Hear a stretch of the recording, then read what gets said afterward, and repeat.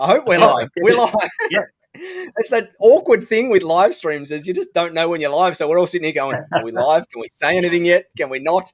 Welcome, everybody, to the third, but not episode number 3 of the Behind the Geeks show. I'm here with Pete Matheson and Scott Riley and myself, and we are currently missing Richard Tubb. However, it looks like he is here. There we go. He has just popped up.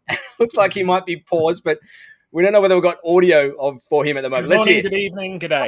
Hey. Yes. We have got audio. Awesome. So we are cooking with gas. We can hear everybody. So welcome for everybody watching to the Behind the Geeks. As I said, this is the third episode, but it's not episode number 3 because we are taking things softly. I'm still calling this episode, 0.5 this time around because no, we're not at 1 yet. 0.5. We're still breaking things. And I think, as I was saying just before the show, I reckon probably the 6-month mark we might be able to reach episode 1. We've got a lot of fractions between now and then. And I'm sure we'll break a lot of things between now and then. But anyway, on last week's episode, we had a great chat all about mental health and all the different things, challenges that go along with running an MSP and owning an MSP and just being a general business owner and some of the stories that we'd been through. And it was an awesome chat. All of us on here shared a couple of vulnerable stories and whatnot. And if you haven't checked that one out, go back to the previous episode and go and have a watch of it. If you are new to this show, make sure you go and smash the subscribe button and the like button inside YouTube. We're going to be primarily pushing this out from YouTube. We will go and make sure it gets announced on things like our LinkedIns and stuff like that. But the primary area we will be announcing these things is on YouTube.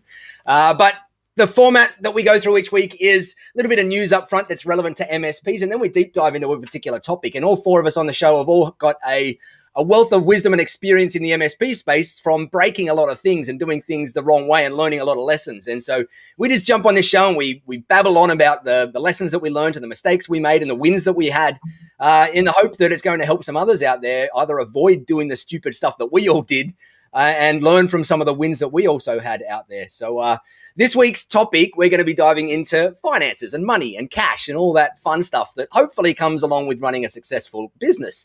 But before that, let's dive into a little bit of news. Where's our news button over here?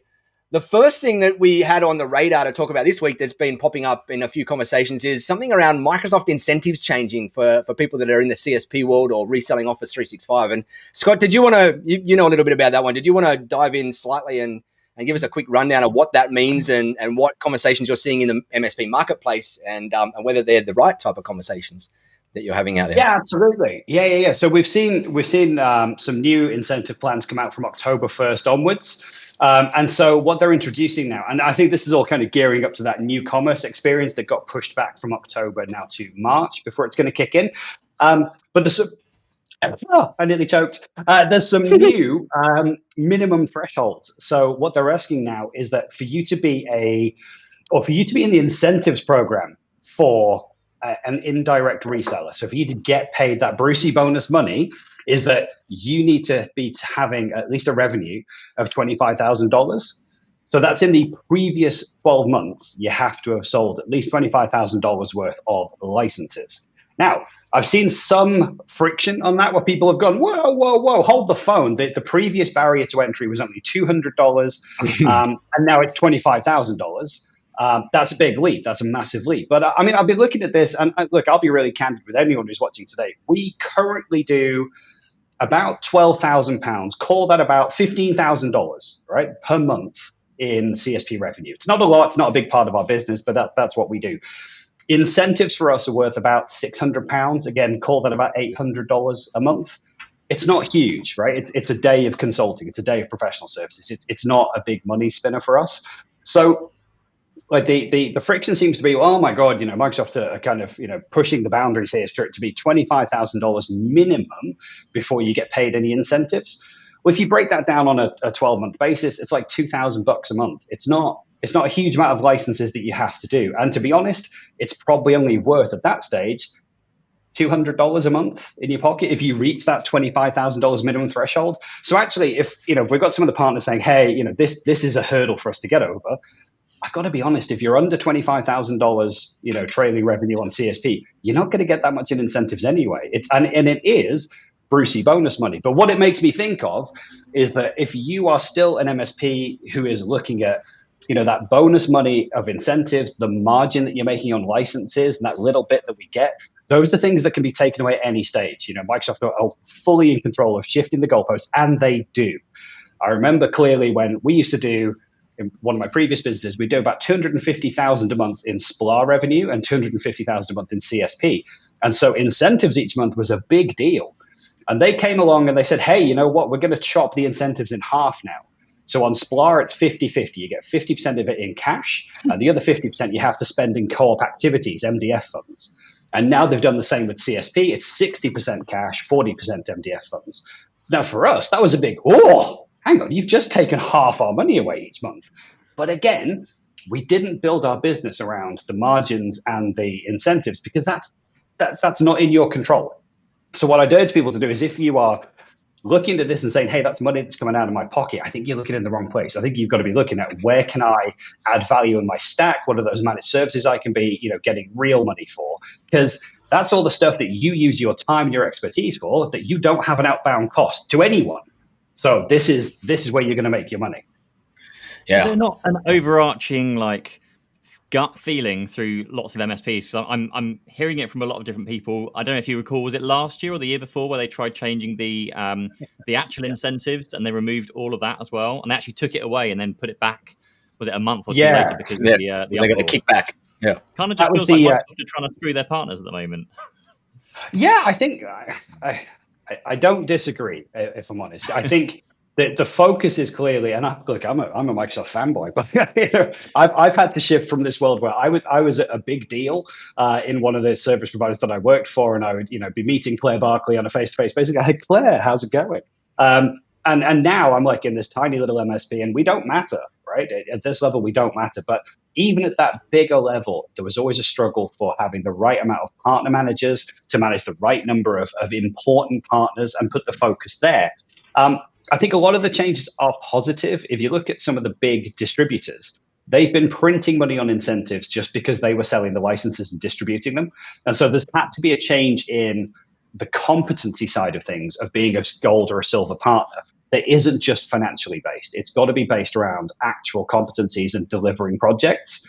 And I've seen some of that change, because Microsoft are always looking at it going, geez, we're spending a lot on incentives. We're incentivizing our partners to sell an awful lot of this stuff that, let's be honest, we are leading the market with. So we're paying people. This reminds me of when Pepsi and Coke used to advertise on TV. I'm like, why do you guys need to advertise? You're Pepsi and Coke. People are buying your stuff anyway. And it's what happens with Microsoft is every year, every July, they look at the numbers, they look at the climb and say, right, what do we want people to focus on next? That's where we're going to spend the incentive dollars, and we're going to dwindle down these other parts. The big change that came last year was for the Azure new commerce experience. So they wanted everyone to move to the new Azure program, or Azure plan, sorry.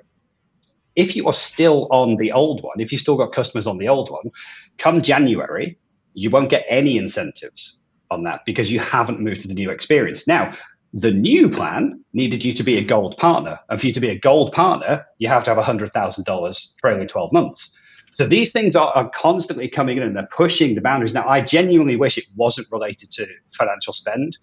I'm a big fan of things like the Azure MSP Expert Program, which says, hey, you have 15 qualified people in your organization who passed all these exams, and you can evidence that you've delivered a number of projects that customers signed off on.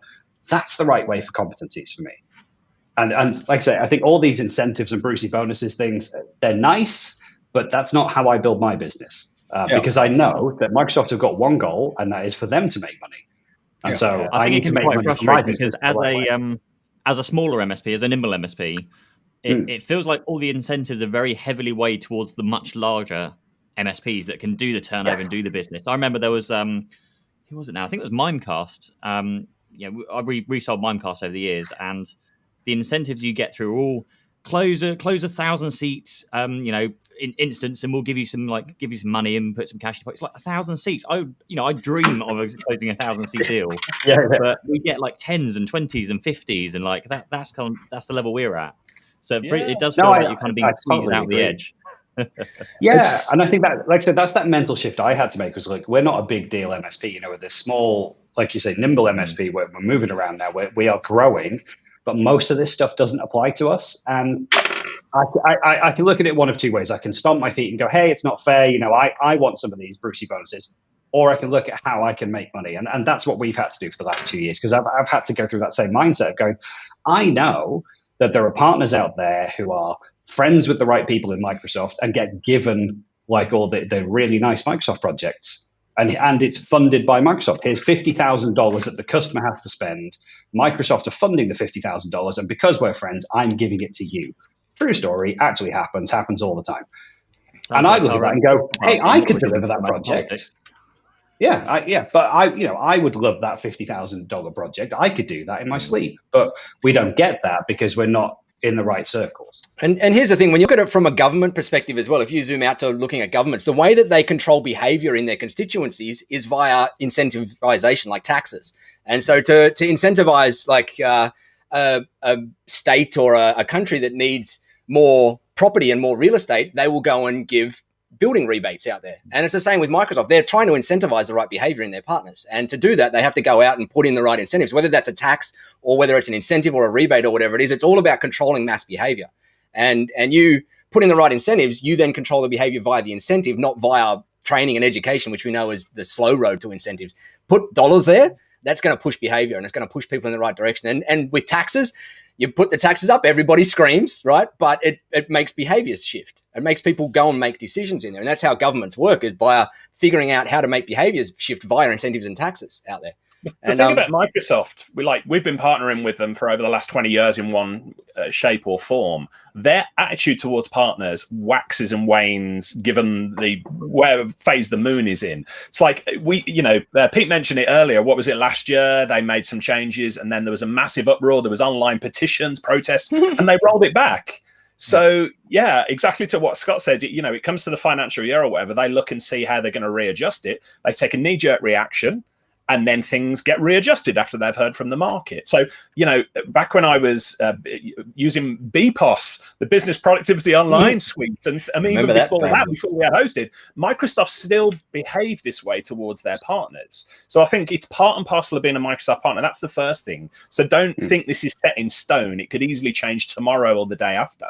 I think the second thing is, from my perspective, exactly what Scott said. If you are working with Microsoft purely for the margins, and there's some big businesses that do that purely for the incentives, and it is making a big dent in your managed service provider income, these changes, you need to change your model, because you can't be relying on that. That should be, as Scott refers to it, as a Brucey bonus, gravy. It should be something nice on top of what you are doing, but it shouldn't be your core business. Because, either you pile them high and shift them cheap, which very few people can actually do, or you add value to the relationship. And that's where the real money's made. And third, I posted about this to LinkedIn this morning.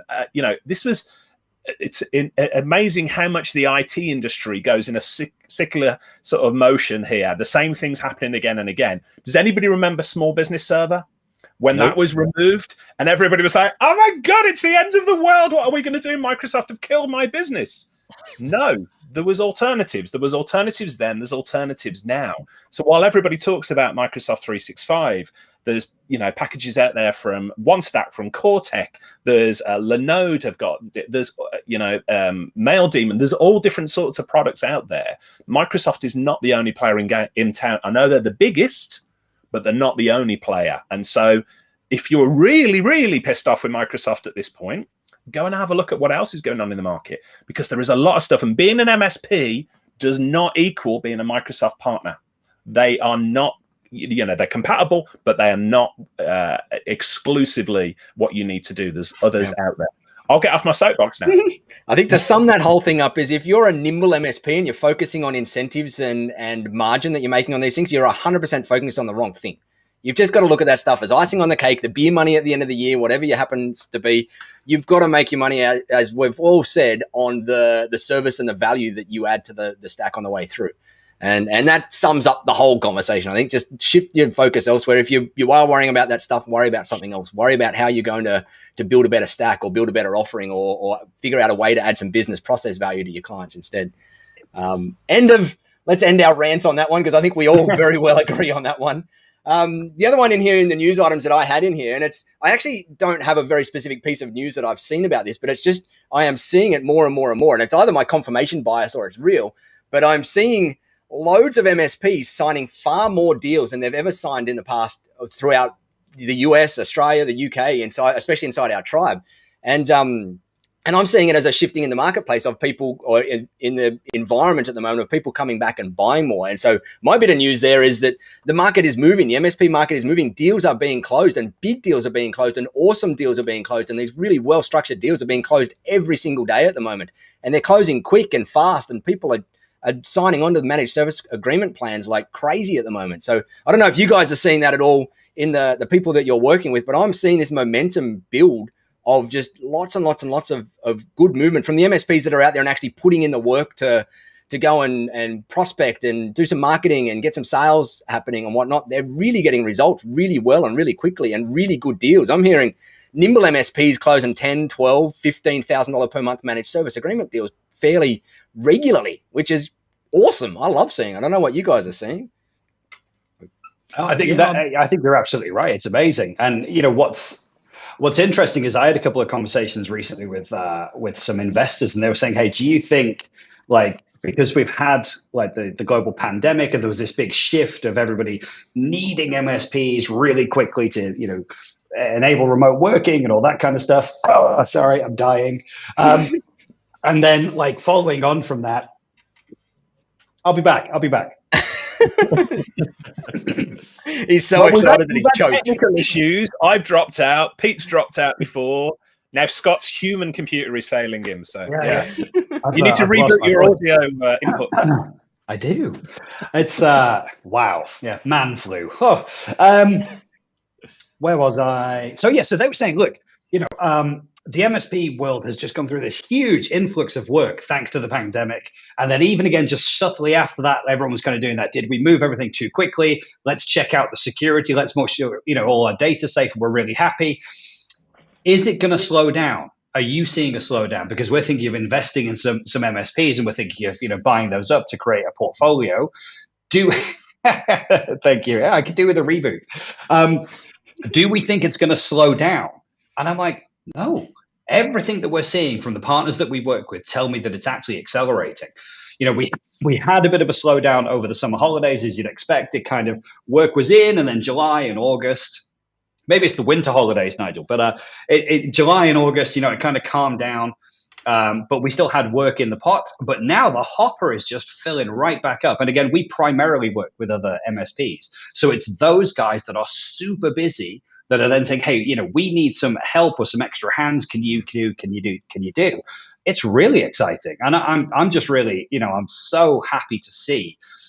My gut feel, coming out the back of the pandemic was what we've actually learned in business in general, in the public eye, is that IT projects don't have to take 6 months, 12 months, 18 months. We can be really nimble and we can be really good at the same time. And being quick doesn't mean taking too many risks. So you can achieve these projects really quickly if you work with the right partners. And so I'm so happy to see that it's flying along. It's amazing what happens when countries print trillions of dollars, right? It starts being spent everywhere. And that's a bit of a warning sign in that as well, right? Like that spending is not going to happen forever, because I hope that we're not going to go into hyperinflation. But with inflation as high as it is, money's flowing a lot more than what's necessary. And so now is a time to take it while it's there, but make sure that you're not overextending and making decisions thinking that this money's always going to be floating around, because things are inevitably going to get tighter again. This is a pretty crazy bull market that's unprecedented out there in the whole world. And so you got to kind of be careful during this process as well to not get too hyped up in all the cash that's flowing around there. Well, linking this into the sorry, Pete, go ahead. I was just going to say, linking this into the finance topic as well. There's M&A. There's a ton more in M&A activity going on, mergers and acquisitions. So many people I'm speaking to are being approached, giving offers, very good offers as well. So like you say, in this kind of bull run of hyperinflation or potential hyperinflation, it's not going to last forever. And actually, some of these offers, for some MSPs, make a lot of sense to grab those while they're there and take the opportunity. Because the private equity firms are getting really cheap money, so they're able to buy it at overly inflated multiples for people at the moment. Just quickly, I've just noticed another tech drama the YouTube channel that we've got is it just me that if I try and refresh it, it's not live? Like it's just sitting there saying 4 people waiting on it. Maybe either I've used the wrong link. There's 2 links apparently. Apparently, There's I shared the wrong links, link yeah. on YouTube. Oh, right. So there is another link. Right. Okay. There is. You might want to reshare it. But yeah, I had Ben saying to me, "Oh, there's 8 people waiting. We can't see." And I'm like, "We're live." How weird. So yeah, there must all be these link. links. Like we've got all these links, and we're all using the wrong ones. I wish there was just one link that we could click on to copy. But anyway, we'll figure all this stuff out by episode 6. Figure it out. You have to find the other link. If people really want to watch us, they will find us. That's it. Yeah, it's worth the expedition. It's like they will knock on our front doors and hang out live. That's probably the safest route than relying on technology. Pete, is this one going out on a podcast, Nigel? What's the plan with the podcast? Yeah, so the podcast, I'm planning that we'll get maybe 3 or 4 of these episodes under wraps so that we can launch a podcast with 3 or 4 episodes in it from day dot. Because normally with podcasts, you've got to get a couple in the bag before you go and launch. You don't want to launch with just 1 episode. If we want to get up on those new and noteworthy things that are on some of the things. So in the next week or 2 or 3, we'll get that podcast loaded up with all of these back episodes in. And then once we get in that cadence, the podcast will go up within a couple of days after we do the live stream. So if you want to subscribe to this over in Stitcher or iTunes or whatever the heck it is, you can go and do it from over there as well. You just don't get to see our lovely faces. And our beautiful backgrounds. Nick said he's got background jealousy there. Richard, we're going to need to get you some neon lights sometime soon. I'm not. I mean, Nick says, get on board with these cool, hip, trendy young people. Look, I've got an Atari in the background here. That tells you all you need to know, Nick, about what I think about modern trends. There's an Atari there. There's a bookshelf there. Oh, yeah, Spectrum. I've got those just off camera. So. Ladies and gentlemen, welcome to the Retro Computing Show. We have now switched from MSP talk to Commodore 64s and Ataris. But also, just in case anybody thought this was fake. I wanted to make a genuine point about something we were talking about with the bigger deals that are going through as well. So I was speaking to Vera Tucci, who runs a company called T Consulting out of Italy, a really a successful MSP out of Italy. And she said over the last couple of years, they have seen a massive increase in the amount of business they're getting with co-managed IT, or what we used to call, us old timers called downstream IT. Yeah. So if we rewind, and Vera and her husband Matteo were ahead of the curve as usual. They got a fantastic business. But if we rewind before the pandemic, MSPs were like, no, none of the internal IT departments wanted to speak to MSPs whatsoever because they were fearful of losing their job to it. And probably rightly so. MSPs can do what an internal IT team does better, faster, and cheaper. But then the pandemic hit and all of these internal IT teams, or the majority of them, did not have the in-house skills. They don't know what RMM tools are. They didn't have the skills to scale up and work all hours. And so suddenly MSPs started to become not so scary an option to partner with. So yeah, as well as those bigger deals, Nigel, I'm seeing co-managed IT, something that MSPs are starting to have conversations about again. So. I'm going to do a call out to Bob Coppedge, one of our Tech Tribe members. If you are getting and interested in looking at the co-managed space for if you're an MSP, then go and check out his book, The MSP Owner's Survival Guide to Co-Managed IT, I think it's called. And it's on Amazon. And it just walks you through. He does a lot of co-managed in his MSP, like lots and lots. And he walks you just through all the mistakes he's made and the lessons he's learned in there. But what he also did was that whole notion of the internal IT teams being scared of the MSP because they think they're going to replace the jobs. He went and wrote a book called I Don't Want Your Job.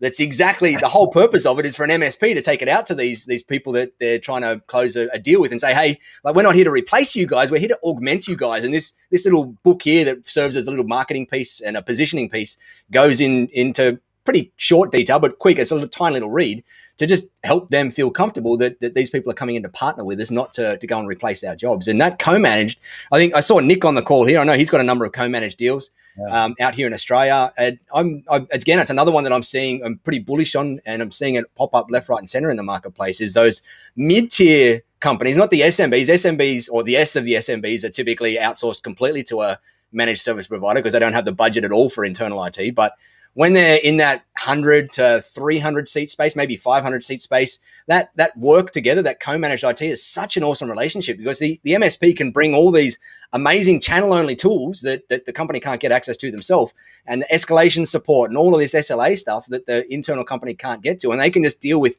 the boring commoditized level 1 help desk stuff in there, and they can work. There's such great agreements when you can knock them out properly. So shout out to Bob Coppedge. If you want to go and check out his book, go and find it. The subject to the help desk as well. Many of these mid-sized IT departments within big businesses do not have a really good help desk tool. So they are stuck with enterprise level help desk tools that just suck, and they pay a fortune for them. So one of the ways you can have a conversation with them as well is say, let me introduce you to Atera or Autotask or whatever it might be you're using as your PSA tool. And their eyes are going to light up and go, oh, okay. And we can pass tickets backwards and forwards and we can use that internally. Yeah. So have a conversation with your PSA vendors as well about, sort of selling that as a tool in. It's not a big market, but there's definitely a market there. Yeah. That downstream, I think it was called downstream IT or streamline IT in one of the tools that we used. And we started using it way back in the early days, just as it came out. And it was pretty icky back then, but they improved it pretty quickly. And we were able to do that two-way ticket flow between on-site contacts that we had there, and they loved it. It was easy to just say, hey, I'm struggling with this ticket, escalate to Nigel's company. And it was a great little way to get these little relationships going. So definitely agree. Cool. Oh, I was just reading the chat. Richard wanted to talk about Commit, which we just did. I talked about Commit. I saw. I'm a bit late on the chat. Or downstream IT, as I call it, because I'm old school. Right. Downstream IT. So should we move on to the topic of today's show, which is just essentially around finance, all sorts of finance, from investing, managing, pensions, capital allocation, options for your staff. Where do you want to start? Should we start with the managing ways of managing money? Because I know that Profit First is a very big and widely known kind of version of managing money. I think, Nigel, you mentioned that Profit First gets to a certain stage and then there's another way of kind of doing things. So shall I run through Profit First briefly, and then do you want to kind of take the lead on where it goes next? Go for it. Yeah, absolutely. So Profit First is a book by Mike Michalowicz called Profit First. And the idea is that you are segregating your money every single month. So you take, say you're earning 50K, maybe you're turning over 100K a month. You take that 100K and then you separate that out. So maybe 80% of that stays in your main bank account because that's what you need to pay for your staff, for everyone else, for all your outgoing costs, for your RMM tools. The bulk of that cost stays in that account. However, the other accounts, you start slowly filtering money down to things like a profit account, to a staff kind of outings account. Maybe you've got your pensions account in there. You've got a tax account to pay for your corporation tax, maybe your VAT or whatever other taxes you've got going on. And you basically segregate all of your kind of money apart so that we had an office equipment fund. And so over time, the office equipment fund would fill up. So when we wanted to buy a new laptop, we could literally look at our bank account and go, we've got a few thousand in there. We can afford to buy the laptops because we know all the other money is taken care of in our tax is taken care of, pensions, like everything else is taken care of. So with Profit First, it certainly for my business, we still do it today in my various businesses now. I still do it even personally today.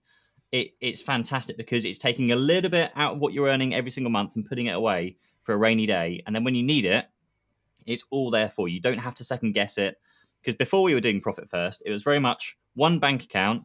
You kind of go, you need to buy something. You go, well, I think the bank doesn't really drop below that much, but we've got a corporation tax bill coming out. We've got PAY, we've got all this stuff coming out. Not sure if I can afford it. It fixes all of that. You can just look at your bank balance and know straight away what you can afford. And the whole kind of premise behind the Profit First thing with Mike Michalowicz is when you go and have that accountant meeting, with your yearly accounts meeting where they go, you've made like a 50 grand profit this year, 100 grand profit. And you go, great. Where is it? You've spent it already. Okay. And it fixes all of that because then again, you're putting the profit money away. And actually for the year and the past 18 months we've just had as well, it would have been and is fantastic for that because essentially the profit money, it builds up as a rainy day fund. You do take some profit personally and take it back to you.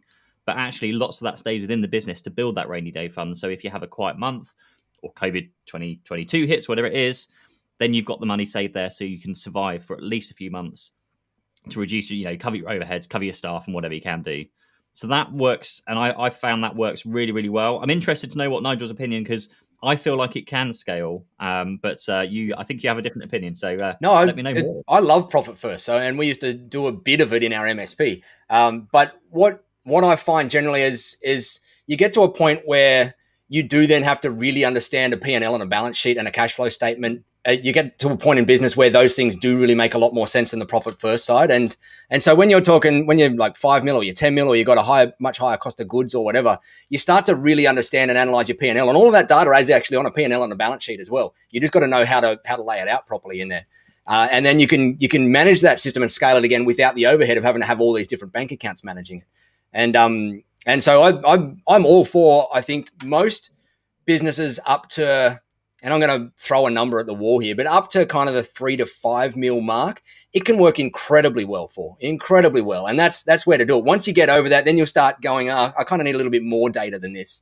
And now I need to, if I don't truly understand how to read financials properly and a cash flow statement and align it with a P&L and figure out how it works out with my balance sheet and line that all up together, you're going to start to struggle to get from that kind of 3 mil to 10 mil or whatever you're trying to go to next. And so that's what I mean by scaling is I think you get to a point where you kind of outgrow the simplicity of it.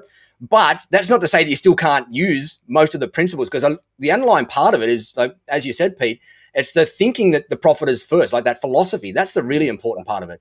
And coming up with your pricing and your plans and your packaging and everything with a profit first mentality versus a cost plus mentality that's the philosophy I love out of the whole thing. And whether you do it via the individual bank accounts, whether you learn to read your financials far deeper than what most people might start off with, it doesn't matter. But if you've got that underlying philosophy in there of knowing that everything you do in business, you're piling that profit in first and you're setting it aside and you're making sure that it's calculated properly. That's what it's all about. And I'm a big fan of it. Mike's done a great job on it. It's got a great following.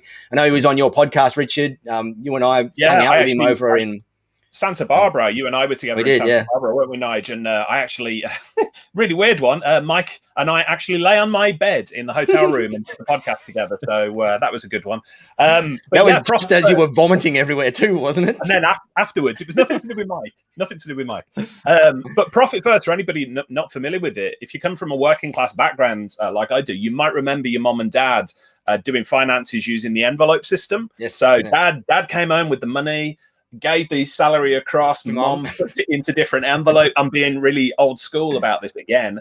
But then the envelopes just one went towards rent, one went towards this, one went towards the other. That's pretty much the way it works. And profit first works exceptionally well if you don't really understand the finances within your business, because so many MSP owners put themselves last.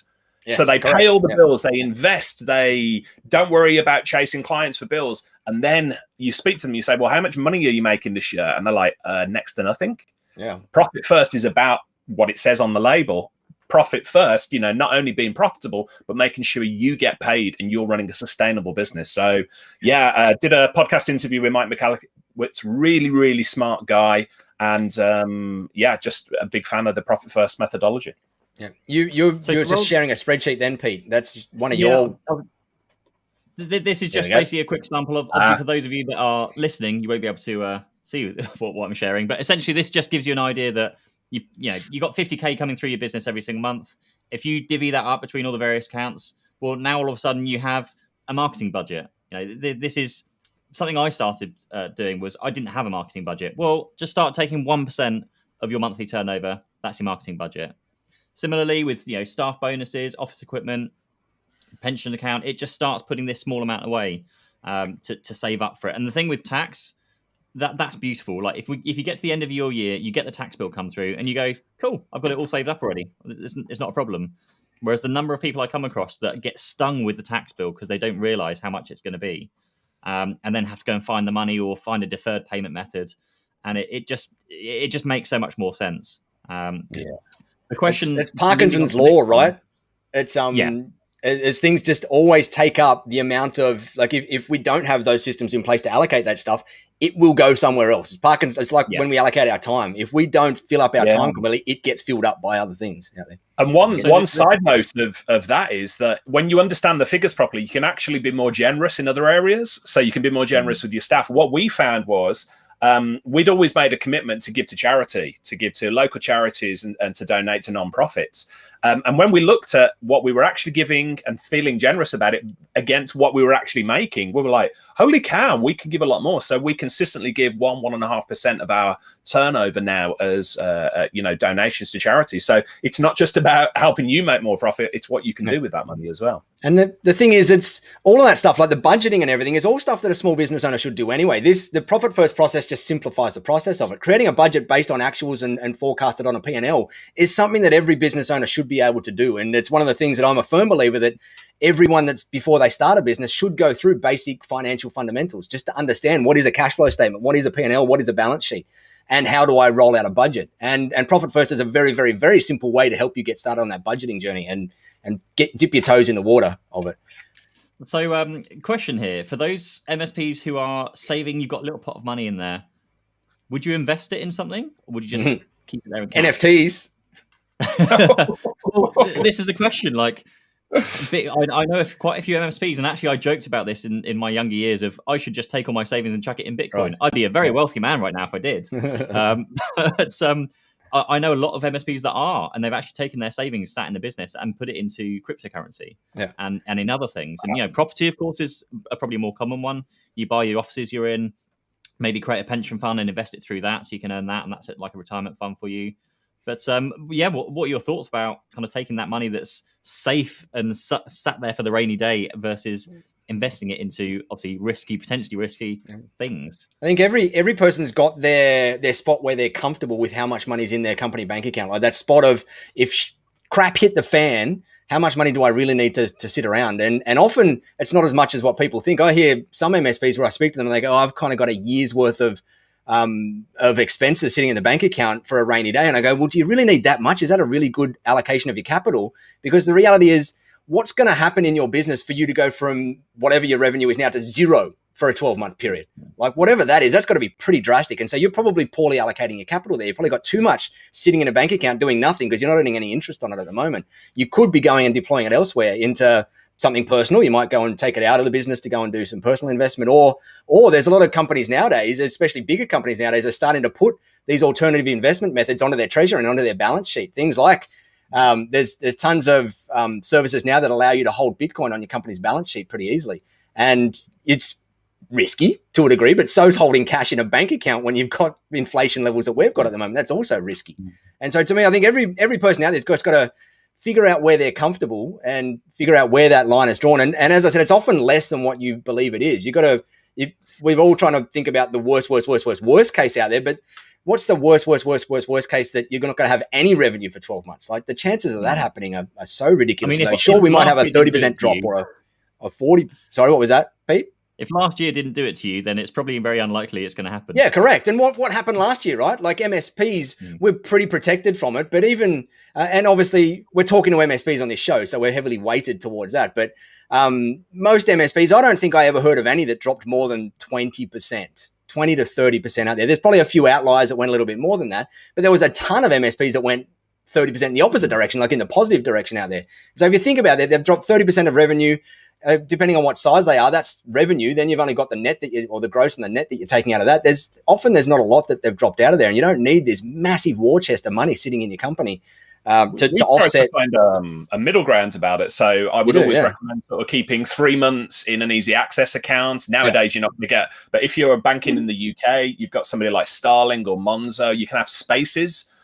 Just put the money aside there. It's just another version of Profit First in the envelopes. Kind of keeps it segregated, does it? Yeah. So you've got 3 months money on hand there. And then what we used to do is put 6 months worth of money above that into a fixed interest account. Yeah. So again, you're not going to earn a lot of money, but you're going to be earning a few £1,000s, few £1,000s a year on that sort of money. And then beyond that, of course, it's investment money. So yeah, you can put it in stocks and shares, Bitcoin, NFT, but that's money you can afford to lose. Or afford is probably the wrong word there. But like, I would consider Bitcoin, NFT, all of these sort of things. I'm being cautious about it, and I'm invested in it myself. But it is a gamble because we really don't know the way that's going to go. So like any good gambler, you need to understand that if you lose that money, it's not going to have an effect on the rest of your life. Apart from emotionally, you'll be tearing your hair out thinking, what did I do? But holy heck, it's so much fun making 30 grand out of a dog picture, isn't it? I wouldn't know. Every NFT I've gone has just done this. I seem to get in at exactly the wrong time. So like, if you're going to invest in NFTs, don't follow me because I'll sell you some of my dogs then, and my apes. You're going to have some of my dogs and apes. You're going to put out there's a video I put out a couple of weeks ago, Scott. You should watch that one. It shows you how to the guaranteed way to make profit off NFTs. Not guaranteed. If you haven't subscribed to Pete's, if you haven't subscribed to Pete's YouTube channel, he's got a channel. Is it just called youtube.com/Pete Matheson? Is that the? I've technically got 3 now. I've got Pete Matheson, I've got Not a Business Coach, and I've got just one called Pete Matheson Online that I'm just going to put some finance stuff onto. Right. Just because Okay. I like making the finance content, but it tanks every time I put it out on my main channel. So right. Yeah. Okay. Well, then go and check out Pete's shows, because I've seen you put a few things out on NFTs and some personal finance stuff as well out there. Go and subscribe to all 3 of his. So I think the main thing with NFTs, with crypto, with stocks and shares is that your money sat in the bank gets worth less and less the longer it stays there because of inflation. Inflation goes up. Everything else is going to cost more. All your suppliers, we always know, those emails come around from all of our vendors saying your prices are going up this year. It's going to be a few dollars extra per seat, or Microsoft price hikes. All that happens, and if you're keeping the money in your bank, yes, it's wise to keep some safe so you can need it if you get to it if you need it. But actually, invest that money so that actually, if you can get a 3%, 5%, 10, 100% return on crypto, 5%, you're probably keeping up with inflation nowadays at the moment. Exactly. So if you can invest it, then at least it's keeping its value and hopefully earning more back, versus having it just sat in like a savings account getting in the UK now it's like 0.5% interest. I think. And here's the thing, though. This is the thing that most MSPs, myself included, when I had my MSP, didn't invest in enough. And that's our marketing engine, right? Like if we've got cash and capital sitting in our business, one of the most powerful things that you can invest in your business is your marketing engine. Because if you can build up this funnel and this series of nurturing and all of this engine, that you then know that if you put X number of dollars in, you're going to get Y number of dollars back out. You typically apart from NFTs, you're going to find very few areas that you can put money in and get it back out at the same level that you can do in your own business once you get your marketing engine working. Now, granted, it does take a long time to get a marketing engine working in a business, in an MSP. It can take 3, 6, 9 months to get it working, and 5, 10, 15, 20, $30,000 worth of failed attempts sometimes and whatnot. But once you do get it working, hey, I can put in $3,000, and for every single $3,000 that I put in, I get a client that's going to give me $1,500 per month in gross margin.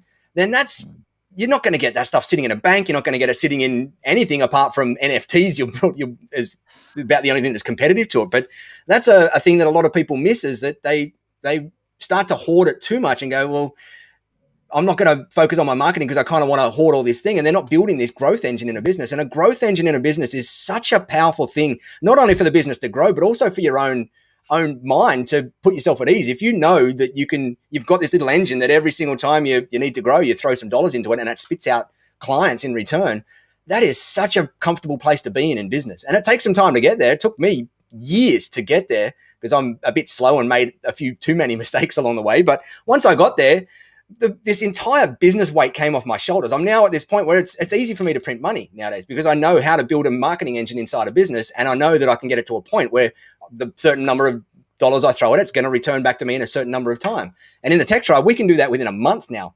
We have other scaling problems that are our problem, not our marketing engine's not our problem. It's other end things that start to become the problem at that point in time. But it just is it becomes a weight off your shoulders once you build that engine out. And I think it's one of those things that if you're sitting on some cash, consider starting to focus a little bit more on that marketing engine inside your business. It's hard, but nothing out there that's worthwhile is easy. And it takes a bit of time, but holy heck, you can get some amazing numbers out of it, especially in the MSP space with B2B and these super, super awesome gross margin deals that with churn that is so low compared to most industries out there. You get awesome lifetime value added clients in this industry. I was going to say, it's absolutely where I was investing in yourself. I agree with that. Yeah, that's it. You're essentially investing in yourself, your own marketing engine, your own business. That's where you get the most ROI out of the lot by far. And it links back to the single biggest thing for any MSP to do is spend time on either acquiring new customers or retaining existing clients. That's how you can grow your business. That's fundamentally the two things you need to focus on. So if you're making time every single, ideally day of the week to work on that, this is the whole kind of working in it rather than working on it. Working on it rather than working in it side of things. The third one is selling more to existing clients. There's the three things. Dan Kennedy talks about those three. The first two that you mentioned then, and the third one, which is the sell more to existing clients, which is another big one that all of us MSPs always fail at. Sorry, what was that, Pete? Not getting nitpicky, but that's kind of fits under retaining existing clients. Right, it does to a degree. Maybe, but let's switch it up very briefly. I've got a really interesting question of Scott, actually, because I know Scott's got some experience of selling options for staff. So obviously you're looking to kind of retain staff, give your staff kind of equity in your business. And there's a lot of different ways of doing this. But Scott, I believe you come up with a good solution that works well. I don't know if it works outside of the UK, but would love to know more and teach us, Scott. Oh, yeah, no. So, we're 2 years old as a consultancy house primarily. That's what we do, and so that means that we need big, clever, expensive consultant level resources, because one of the commitments that we have in our business is not to have like super junior engineers handling those big projects for clients. And the idea is if you get on a call with us, you're speaking to somebody who can actually do what needs doing. Now that is bloody expensive, and that is difficult when you're a startup organization and you're bootstrapping like I did. And so, I didn't take investment or finance or anything like that in order to start the business. It was me and it was my cash. Mark Hancock, that is such a true statement. He says the best investment I've made to this day is the tech drive. And I put it in my top two investments. It is one monthly fee that will never go away, is the tech drive, because you cannot beat that value. And Nigel Moore is going to pull a Microsoft on us, and that price is going to go up to $99 a month. But it'll still be worth it. It'll still be worth it. Did you say 99 or 990? I might cancel at that stage. 99. Everyone knows it's grandfathered pricing. Whatever price you join at, you keep for the lifetime you stay a member. We don't plan on pulling the rug at this stage, but maybe I'll get greedy one day. I'm kidding. I won't. But no, so like the challenge for me was, look, I've got this business. It's got potential. I see the gap. I see the niche in us having this specialist skill around 365 and Azure. But in order for me to afford the guys, I need a huge amount of cash or customers or guaranteed projects or all those kind of things. And so what I had to do was come to an agreement where I'd say to the guys, I want you to join the business. It's risky. It's a startup. We're kind of in this together. But I can't pay you market rate. So I need to be able to in some way give you shares or share options or something. And so the whole commitment was from the beginning, we'll do something, right, to make this right. Please join me. And as we did, like every time we brought someone in, we like 5 times the revenue. Okay, so it was absolutely just that key turning of just, oh my God, now I've got the confidence to go out and we can close these projects because we have these great people in the team. So what we did was we said initially it would be shares. We'll give you so many percent of shares. Now, as the business started to do this, and it really did, because hello COVID, we started just before the pandemic, it really cranked up. And so we're doing our forecast and our estimates, and we're calculating our EBITDA against different line items. And we've got like managed services, we've got license revenues, we've got one-off professional services. All these things have different multiples, and we're coming up with an enterprise value for the business, which would then give us an enterprise value for the shares. And so then we have to go to the guys and go say, hey, you need to now buy in for these shares. And by the way, it's going to cost you personally in tax about £30,000. To which both of them were like, I'm not taking a loan out for 30 grand to buy the shares in the business. I'm like, well, if we don't do it now and you wait until next month, it's going to be 50 grand because the business is doing this. And so those shares are just getting more and more expensive. And so I went through a whole range of different options of how we could do shares, share options, different schemes. And the advice was an enterprise management incentive scheme, an EMI scheme would be the best option. I don't know if that's just a UK centric thing, but this is the best option. It's a way to give your guys share options. And so there's no financial burden on them now, unless there's some kind of exit event in the future. So there's no tax burdens at all because they are options, they are shares. And so everyone I spoke to said, hey, this is like £15,000 to set up an EMI scheme. And I'm like, oof, I ain't paying £15,000. There's only 2 people I need to get in the share scheme and me. That seems like a lot. What else is there? And you kind of get trapped in this world of there's an accountant who knows the accountancy things. There's a legal person who knows the legal things and 1 or 2 bits of paperwork that you need to draw up. And then there's an insurance guy who knows the insurance side of things, but no one knows the entire process. No one knows what you need to do out of all them. They just you get bounced between all these 3 different people and 4 different people actually, because there was someone else who had to do all the documents for company's house and the legal registration. I was like, oh my God. So we spent months going around in circles. And then I just came across this platform called Vested, VESTD.com, vested.com. And they essentially run the whole enterprise management scheme for you as a SaaS application. And I'm like, now you're speaking my language. A SaaS app, I can get on with this. Let me have a look. It's like $150 a month. and the entire scheme is managed. They do your valuation, they do the share options, they do the distribution to your staff, they do all the legal paperwork, right? They manage the cap table, they update Companies House, which is a legal requirement for us.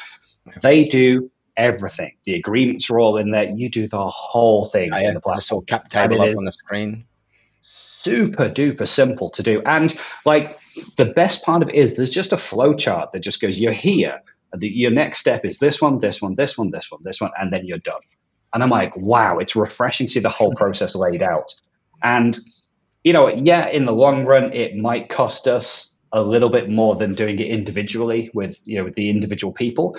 But I wasn't getting the right answers from the individual people because no one understood the whole process. So what this allowed me to do was get the right guys in, get them into the business, build the revenue, build all of our, you know, customers, build the contacts, build the confidence that, hey, we're actually really, really good at this stuff. And we've got the right team now, but not have the cash outlay for those huge salaries. And the team are also invested to stay in because they now want to stay. They've got these share options. They're going to be worth something. You know, I'm not saying that they're not worth anything today, but like they can see how that grows. And one of the things that we do or in here is we are entirely transparent about the finances. Okay, so we regularly sit down and go, here's how much cash is in the bank. Here's how many invoices are outstanding. Here's what we've got in draft quotes. Here's the projects that we're working on. Here's what our cash flow looks like. And we do that regularly. And I'll tell you why is because we've been in a business previously that went through 17 or 18 mergers and acquisitions. And there was so much secrecy around the finances. People would just disappear one day and then not come back. And their job was suddenly dispersed across other people. And it was all because the PE house at the top just needed to focus on profits and EBITDA. And so people would just disappear out the business. And there was just so much secrecy around finance and operations that we just went, that's not going to be us.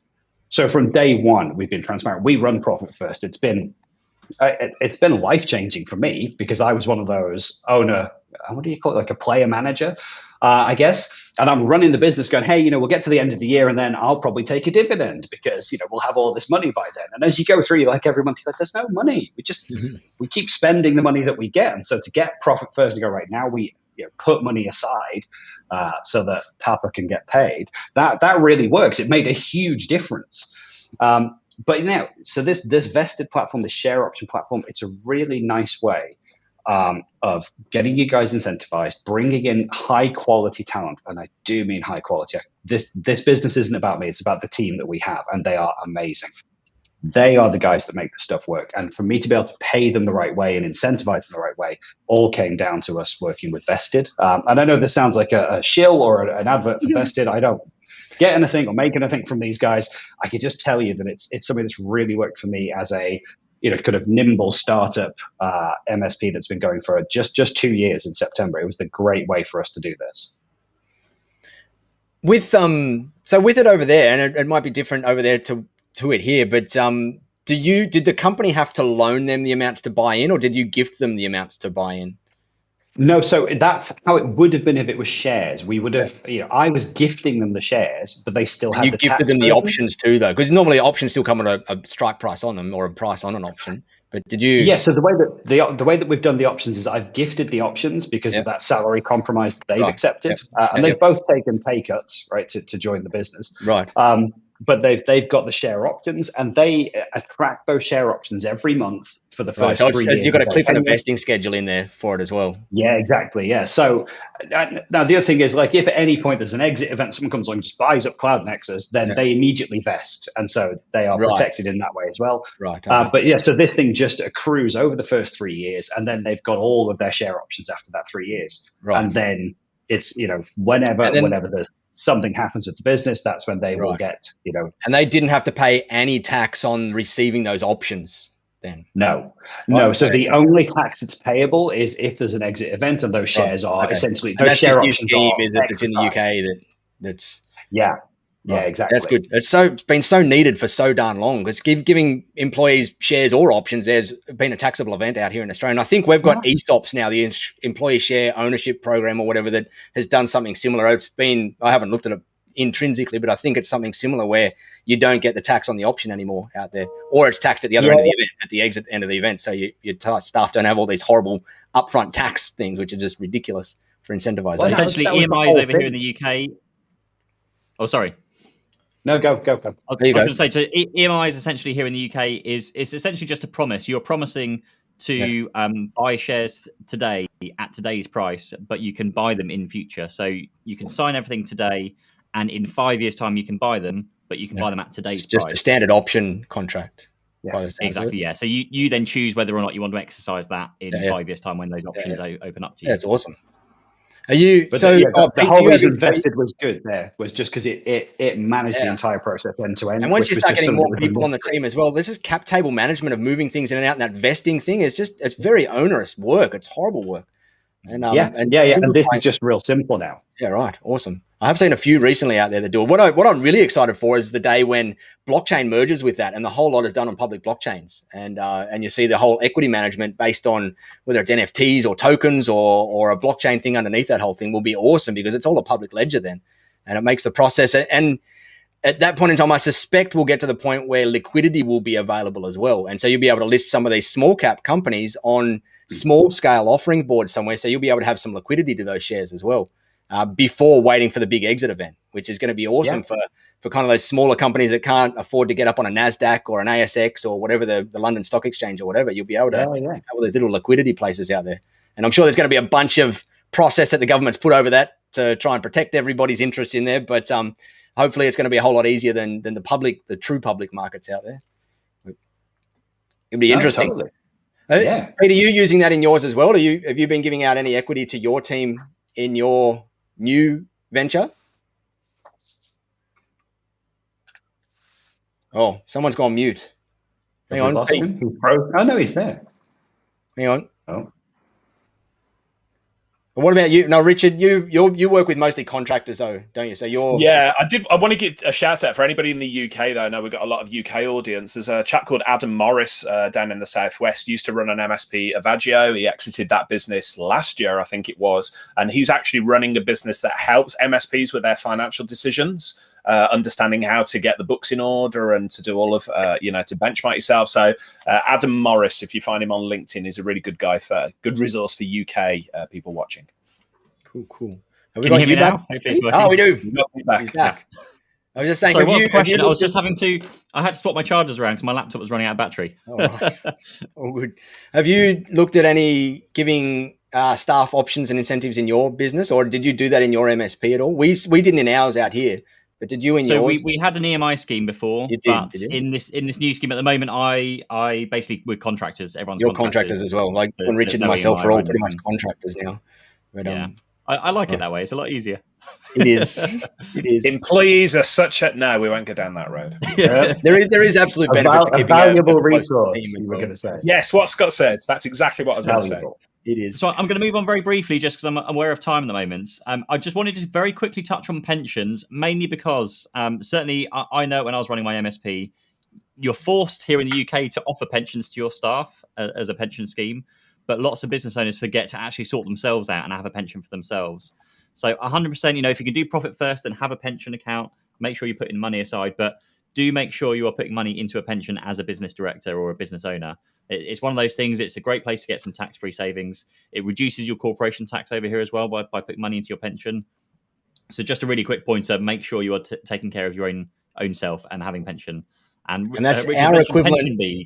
Our equivalent out here is superannuation, it's called, and we have the exact same out here. Is that it's a legal requirement, so we have to give it's like 10.5%, I think it's at now, of a salary we have to pay every single quarter to any employee, dedicated super fund. But again, most MSP or business owners out here forget themselves a lot, and I've had a few friends get to 65, they go to retire and they go, oh crap, I didn't pay myself any of my pension or my super over the last 30 years, and so I can't retire right now. They don't think about it until then. So it's such an important point, because I can't remember the rules out here now, because I've always paid super to myself 100% since I started. But I think as a business owner, you're not required to still out here in Australia, which means people still go, well, it's an expense I don't need at the moment, not realizing that if you don't do it now, you're going to get to that 40, 50, 60, 70, whenever you want to retire, and you don't have that little fund sitting there for you. If you're here in the UK, as Pete just said, massive fan of Pension Bee. So Pension Bee is I was going to call them a startup, but they've been going for a few years now. But they enable you to combine all your different pensions if you've been an employee in the past. But the best thing about Pension Bee is they've got an app, and they make it super easy just to see what you're earning, what your expected pension will be when you retire. Obviously, some of these are like finger in the air calculations there, but I've got really excited about my pension as a result of Pension Bee, because I can see what I'm putting in, what I need to put in, and that type of thing. So the pension calculator, really, really strong for it. Obviously, we are not financial advisors on Behind the Geeks.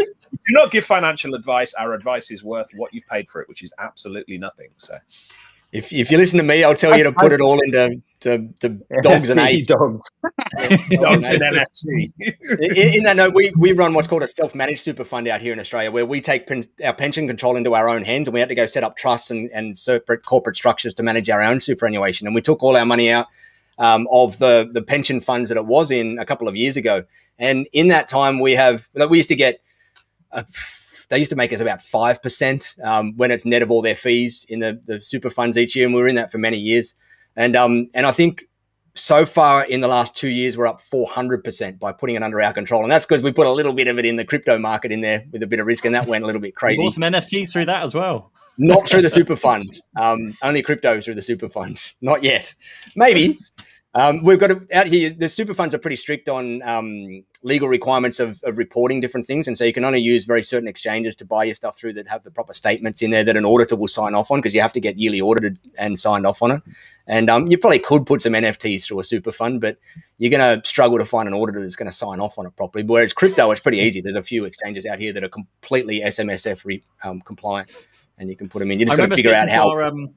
When I sold the business, I spoke to my pensions company because I was getting like a 5-6% return, something along those lines, which was all right. But I'd made like a 80% return on the few months after selling my business, because I had the time to sit there and look at what I wanted to invest in. So I went to them and said, like, can we move my investments? I actually went to them and said, can you just take all my money and put it into Tesla? And they were just, no, we can't do that. It's too risky. We can't offer it. And again, it went very well. And I think this is the thing. Whenever we met with a pensions advisor, they run that whole risk kind of assessment and say, how risky are you? Like, are you risk averse? Do you want to invest in some risky things? And on paper, I come up as a very safe investor. Like, I don't like put my money in unsafe places. But then to me, Tesla's a safe investment. Bitcoin's a safe investment. Yeah, correct. So it's just your perception on what's safe risky is and not. subjective. Yes, I guess very much so. The bottom line here has got to be for everybody, though. When we start out as young men and women, we're like, the future is so far away, we don't need to think about a pension. But there's this little thing called compound interest. As soon as you start contributing, as young as you possibly can, it just accumulates and accumulates. I started my pension, I think I was in my mid-30s. So wish I'd have done it just 5 years earlier, because it would have been worth another extra 25% or so to me now. So get on board with the pension. It doesn't have to be boring. Yeah, just go and take it. I did some calculations, because the compound interest calculator really fascinates me. It sounds really stupid and really boring and geeky, but you can literally, if you invest, I think it's like £50 a month from £50 a month from when you're born, you'll be like a multi-millionaire by the time you hit retirement. Yeah. Just from compound interest. I read an article the other day somewhere that was talking about that exact thing, but it said, if you want to create generational wealth for your kids' grandkids or your kids' kids, if you did that $50 a week or whatever it is, and you started off when you're 18, in 120 years, it's like a couple of $1 billion. You just go, holy crap, like $50 a week, and I can create like this amazing nest egg for someone just only a generation or two below me. It's just crazy. We are putting, personally speaking, at the moment, I'm now putting £50 a month into my kids' ISA funds and £50 a month into their pension. So I want to kind of get them set up for the future, and hopefully they'll continue that through to their retirement as well. That's brilliant. Like the next generation often does. Spend it all on stupid stuff in our teens. Like dog NFTs as well. So dog NFTs. I think we need to have a next episode on NFTs. But again, don't take any of our advice, because you'll lose the lot. And I'm just sending my money to you. I just saw Lyndon pop in here, and he says, out here in Australia, it depends on how you pay yourself with that superannuation. So in my MSP, and in my previous business and in this current business, I've always paid myself as a PAYG employee and just taken a salary every single month. We do all our drawings and whatever at the end of the year. So that's why we're required then to pay our super. But you can pay yourself in dividends, and I don't think you need to worry about super then. But I like the discipline of the way we do it is it kind of forces us to put that money into our super. But anyway, each to your own. You got to go and figure out what works for you and go and find some real licensed advisors that know how to give real advice, not us techie guys that break everything. And, not financial advice. And everything that we're saying here, all these crazy gains that we've made, I have made like 400% just in my super fund in the past few years. It's in a bull market that's in full-on tulip mania with all sorts of craziness and money market manipulation going on in the background. So it is not normal returns. This stuff is not long-term. It's likely to, the way I've got my things structured is fairly safe in there, but there's a lot of risk in there as well that I manage in certain ways. And so you got to know that we are in this crazy bull market that's got, what's the word I'm looking for? Like behaviors that are not normal, behavior patterns that we're not normally seeing into a market. So do your own, be careful is my words there. I think it's time to wrap up. We try to keep these things to an hour. We could go for 10. We're already on the hour. For those of you, so we didn't mention this the last couple of times, but for those of you who have been on these and you haven't met one or all of us in person yet, let's go to do a quick 30-second round table of everybody on the call. So me, I run the Tech Tribe, an MSP IT business or an MSP community out there where we teach and coach and help MSPs. But I'll go around the rest of you guys. So Richard has written some books for MSPs that you can find up on Amazon. He's got a great podcast for MSPs called Tub Talk. He's got a great blog for MSPs at tubblog.co.uk. And we put all of these links. We're going to start putting them all in the show notes now below here. So if you want to go and follow all of us, one of us, none of us, you can find all those links down there. Scott runs what we call a nimble MSP that's doing things the new way that you should be running an MSP. He's taking all the things that we probably all learnt. And if we were to go and start an MSP nowadays, and he's doing all things what some would say the right way nowadays is going cloud only and cloud first and being what I heard the term the other day, born in the cloud. Like his business is born in the cloud. He doesn't have that legacy debt that a lot of us MSPs had with our infrastructure programs and whatnot. So he also loves giving back to the community and hangs out in the Tech Tribe and sharing his things and his wisdom. So he's on the show doing all of that. And then Pete runs about 74 different businesses, 65 different YouTube channels. But a couple of Pete's main programs is, number one, he does one-on-one business coaching with MSPs, I think primarily in the UK, but I think you might have a few clients abroad as well, Pete. And that's through notabusinesscoach.com. So it's not really coaching, it's non-coaching or uncoaching or whatever you call it. But as you can tell, Pete knows his stuff. He's been around the traps. He's run an MSP. He's sold an MSP.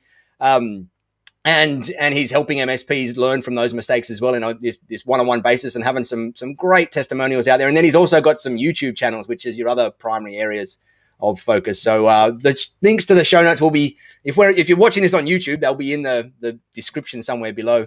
And I think, Pete, you also do video stuff for MSPs over in the UK as well.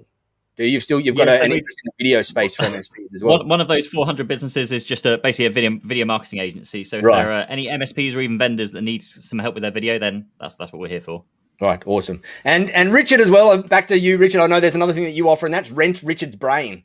If you want to jump on a call and bounce some ideas with Richard, rent his brain. And or talk to him about all things wrestling, because he's a WrestleMania fan or Wrestle Pro fan or whatever the heck you call it. You can go to his website and find the link that goes into Rent a Richard's Brain, or jump on with Pete. Or if you really want to come and hang out and hear what this Tech Tribe thing is all about, if you're not in the Tech Tribe, go and check out thetechtribe.com/geeks. We set up a URL for it now. So if you go to thetechtribe.com/geeks, you'll get a 40% off your first month access at the wildly expensive price of $50 a month in there. But that's a little bit about all of us, because we didn't do any intros or anything about all of us. We just started babbling on about MSP stuff on the first episode. So that's who we are. Thank you, gentlemen, for the talk again. We will be back at the same time next week. We don't have a topic decided on yet, but we'll have to come up with some sort of topic. Probably not NFTs, because everyone will then go and buy a bunch of NFTs, spend all the money on their company's balance sheet, and then blame us when they lose the lot, and we'll be the fault of the demise of all these MSPs out there. So it probably won't be on NFTs, but it will be on something very specific to the MSP space, a hot topic that we're all hearing about at the moment, and we will do a deep dive into it. If you've got any ideas or thoughts on topics that you would like to see us dive into, shoot us an email, or where's the best place to get that? Probably shoot an email to help@thetechtribe.com is probably the easiest place to at the moment, or shoot it in the comments. I did see someone want to talk about finding staff in here. Samuel wanted to ask about finding staff. So maybe we have a conversation about recruiting and finding staff and talking about, I saw someone else ask about VAs with Richard. And VAs, VAs. So maybe next week it might be either about staff or outsourcing and VAs and outsource help desks and stuff like that, because we've all got a bunch of experience in that space as well. And when I say experience, I mean mistakes made and lessons learned, which is the best type of experience. I always joke about it, but it really is the best type of experience out there. And you can learn a lot from people before you that have made the mistakes and learned the lessons. So that's all from me. Have an amazing week, everybody. Anyone else got any things you want to throw in before we click the end stream button? Buy an NFT? Nope, all good. Don't buy NFTs. No more NFTs. Buy mine while they're up. Buy mine. We're equally split here. I think Scott and me, like, don't buy NFTs. Pete and Nigel, buy NFTs.